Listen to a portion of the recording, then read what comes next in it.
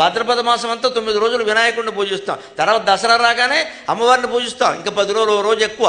తర్వాత దేవుడు కార్తీక మాసం శివుడు మా ఆవిడకి చేశారు నాకు చేశారు, ఆవిడ మా అబ్బాయికి చేశారు నాకు చేరే అంటాడు. కోప్పడకు నాయన, 3వ కంటితో చూడక నీకు నెలలు చేస్తామని కార్తీక మాసం అంతా చేస్తాం.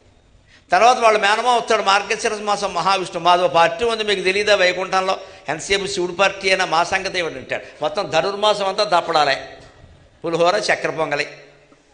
ఇది మన సంస్కృతి. ఒక్కొక్క నెలకొక్క మళ్ళీ ఇది అయిపోయి మళ్ళీ మీరు జనవరికి వెడితే సంక్రాంతి కాలపురుషుడు, ఫిబ్రవరి వస్తే మళ్ళీ శివరాత్రి, మార్చి వచ్చిందంటే ఉగాది కాలపురుషుడు, మళ్ళీ ఏప్రిల్ వస్తే శ్రీరామనవమి. ఎంతమంది దేవుళ్ళండి!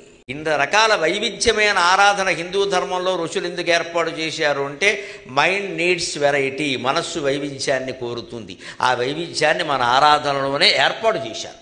నీకు ఈ దేవుడు విసుగ్గా ఉన్నాడా ఇంకో దేవుడిని పెట్టుకో, దశావతారాలు ఉన్నాయి నీ ఇష్టం పెట్టుకో.